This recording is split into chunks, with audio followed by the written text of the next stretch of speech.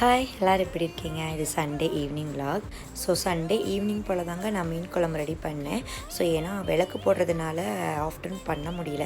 So விளக்கு போட்டுட்டு அதுக்கப்புறம் தான் நான் வந்து மீன் குழம்பு ரெடி பண்ணேன். ஸோ ஃபஸ்ட்டு மீன் வந்து ஃப்ரை பண்ணுறதுக்கு மசாலா ரெடி பண்ணிக்கலான்ட்டு ரைஸ் ஃப்ளார், கார்ன்ஃப்ளார், கொஞ்சம் மீன் மசாலா, கொஞ்சம் மிளகா பொடி, எலுமிச்சப்பழம் தண்ணி ஊற்றாமல் அந்த மசாலா வந்து மீனில் தடவிட்டு அப்புறமா கொஞ்சமாக தண்ணி ஊற்றி ஊற வச்சுட்டு போட்டுடுங்க. சூப்பராக இருக்குங்க.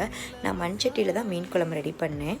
ஸோ இதுக்கு வந்து நிறைய சின்ன வெங்காயம், நிறைய பூண்டு தட்டி போட்டு கருவேப்பிலை, தேவையான அளவு புளி கரைசல் இது கரெக்டாக இருந்தாலே பார்த்தீங்கன்னா நம்மளுக்கு மீன் குழம்பு சூப்பராக இருங்க. அது மண்சட்டியில் வைக்கிறோமா ரொம்பவே டேஸ்ட்டாக இருக்குங்க.